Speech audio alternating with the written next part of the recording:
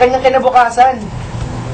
Sa kasalukuyan, hindi pa naman gaanong bulgar ang nangyari, pero... Mga boundary na anak ng mayor ang pinuno ng bayan ang gumasa sa kanya at matatanda ito ng tao. Malayo pa ang eleksyon, Mrs. Mula ngayon at sa susunod na eleksyon, ay makakalimutan rin ng tao. O di kaya ay makatatanda. Ano pang pinagka-mayor ni mayor sa loob ng 13 taon kung hindi niya ito mereremedyoan? Hindi kayo practical, Mrs. Be practical! Maging practical? Halimbawa ng napatunayan na kasalanan ni Mayor. Halimbawa lang yan. A very remote possibility, I assure you. Halimbawang napatunayan nagkasala siya na aywan ko kung kailan. Kayo na maghihintay mismo at maiinip sa paghihintay. Ano naman ang iyong makukuha? Hustisya. Isipin ninyo ang inyong anak, Mrs. Halos 18 mong inalagaan, pinalaki. Kung maaari lang ipagkatago-tago mo, iniingat-ingatan mo, at pagkatapos, nag-aabang lamang ng bus pauwi galing sa eskwela, ay agawin ng iyong anak, paglalaroan, sasaktan, pagpapasapasaan. Nariyan na tayo, Mrs. Naririyan na tayo. Let's not be too sentimental about this, Mrs. Calderon. Isasakay sa taxi, papauwiin, halos di magkagulapay, at pagkatapos pupunta kayo rito, sabihin niyo yung ko na ang demanda, makakaalis na kayo. Kung sa inyo ang sinasabi niyong huwes, sasabihin ko sa aming abogado na hindi mailipat kami. May kinikilingan din pala to si Judge Joaquin. Grabe nga akusasyon niyan, Mrs. Paano niyo mapapatunayan? Halimbawa na totoo, saan at kanino ililipat? Dito rin. Ngayon, sino ang mga huwes dito na hindi ka alyado ni Mayor? Kayo nga ang hari rito. Hindi siya ganun napakahina para hindi maalis ang sino mang kukontra niyang huwes. Ayoko sanang sabihin ito, pero alam naman ninyong politiko rin ang nakapaglalagay sa mga huwes. Sino ngayon ang nakakapag-huwes nang hindi nagsisip-sip sa mga politiko? Sabihin niya ninyo, ngayon, nasaan naman ang mga naging huwes dito na kumontra kay Mayor? Yung isa, nasa Palawan. Yung isa, nasa Mindoro. Dudulog kanyo kayo sa itaas? Sino ang nakaupo sa itaas? Ang hari ng mga politiko? Na kaya naging hari ay dahilan lamang sa mga politiko katulad ni Mayor. Bigyan lang ng larong yan, Mrs. Kayo malalakas na politiko? Masasamang politiko? Pero ganyan ang buhay ngayon, Mrs. May naita ka na bang anak ng kongresista na kanilang nagalaw? Anak ng senador? O anak ng gobernador? O di rin kayo anak ng mayaman? Ay, Mrs. Be practical. Alam kong malaking permisyong nagawa ng aking anak sa iyo. Kaya, ibig kong tanggapin mo ito. Pakunting tulong ko para sa inyo. That check is for 10,000. Pay to cash. Huwag kayo maging sentimental. Be practical. Mrs. Dinadaan ko kayo sa pakiusapan, pero gusto nyo magkademonyohan.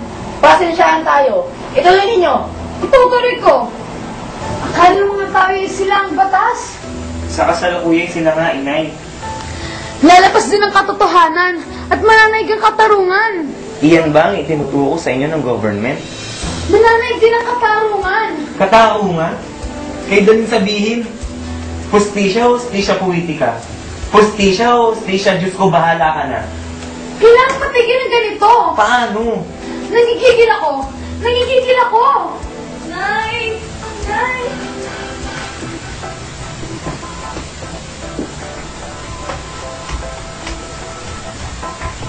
Hindi ako titigil hanggat hindi sila nabibilanggo.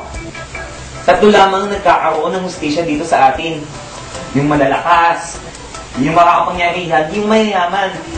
Kung simple kang tao, mahina ka. Kung wala kang lakas, lulukuhin ka, tatakutin ka pa. Kaya kung mahirap ka, pasensya ka, magtiis ka.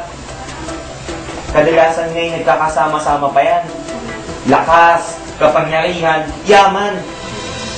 Walang kwento sa akin, matubos na ng ating kabuhayan. Sasayahin niyo lamang ang inyong ninana at ang inyong mga naipunda. Sa paningin ng batas, hindi magkakapantay ang lahat. Ang inyong demanda sapagkat malakas ang inyong idinidemanda ay mananatiling demanda lamang. Sasabihin ko sa kanilang lahat. Pakikinggan nila ako, Tony. Kapag nalaman nilang lahat, Tony, ito na ang pagkakataon natin para sa hustisya. Hustisya. Tingnan mo, Tony.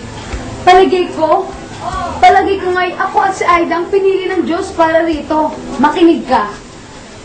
Kung sana kang mahirap niya ginawa iyon, kung sana kang father lamang niya ginawa iyon, marahil ay mananahimik lamang sila. Ngayon, kung sana na mayaman nila ginawa iyon, magdadalawang isip sila. Mahiya silang mabulgar ang nangyari. Tatahimik lamang sila. Hindi nila ibiging masira ang kanilang reputasyon. Nagkamali sila, Tony. Nagkamali sila. Lalaban ako! Patayin si Itay. Sinasabi nating nabaril para siguro mabawas-bawasan ng lagim. Pero ang totoo'y, hinatay siya. Sinimulan ko nang isipin kung ano ang batas na nakarapat dito sa atin. Kung sino ang dapat magpatupad niyon. Kung ano ang hakbang na nakarapat nating gawin.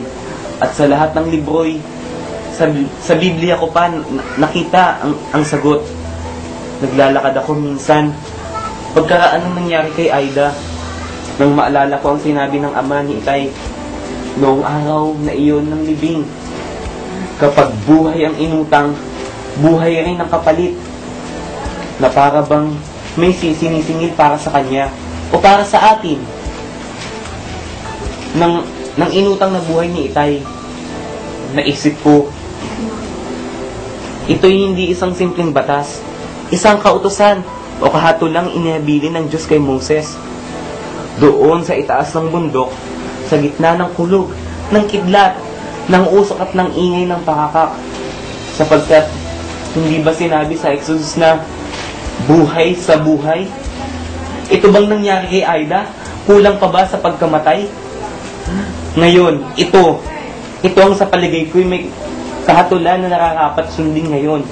Mata sa mata, ngipin sa ngipin, apoy sa apoy, sugat sa sugat, latay sa latay. Ito ang aking gagawin. Gaganti ako. Ako'y gaganti sa kanya. Gaganting paano? Papatayin ko siya. Tony! May hindi pa kayo nalalaman, Inay.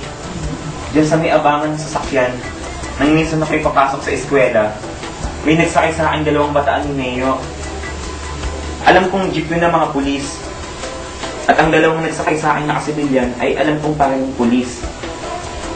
Sinabi nila na huwag niyo na raw itutuloy ang kaso o... Mga banta? Banta? At ikaw ba nang may natatakot sa mga banta? Yan naman ang karaniwan nilang ginagawa sapagkat hindi lamang sila ang gumagawa ng mga ganyan. Ang kinakatakot ko ng Inay ay yung kalalabasan ng inyong demanda ang paniniwala ninyo sa hustisya. Kung hindi ako maniniwala, ano pang akin mahihintay? May kwento kay San Agustin tungkol sa paniniwala. Ito na may kwento lamang na narinig kong isnesermon ng isang Jesuita nung minsang mapapasok ako sa chapel. Naglalakad daw si San Agustin sa tabing dagat at tinutuklas ang misteryo ng Divino Trinidad na nagbibigay sa kanya ng malalaking alinlangan. Habang siya'y nag-iisip at naglalakad, mayroon daw narinig si San Agustin na parang hangin bumubulong sa kanya. Agustin, ang ginawa mong pagtuklas ng misteryong iyan ay kasi hirap ng pagsalok mo ng tubig sa buong dagat gamit ang pinagsalikop mong mga palad. Paniniwala, pananalig, yan ang kailangan mo. Ang hustisya ba rito sa ating isang misteryo? Alam nating lahat na ito'y hindi hustisya at alam natin kung bakit ito'y hindi ganito. Wala naman tayong misteryong dapat tuklasin. Kung bakit naniniwala at nalalalig pa tayo.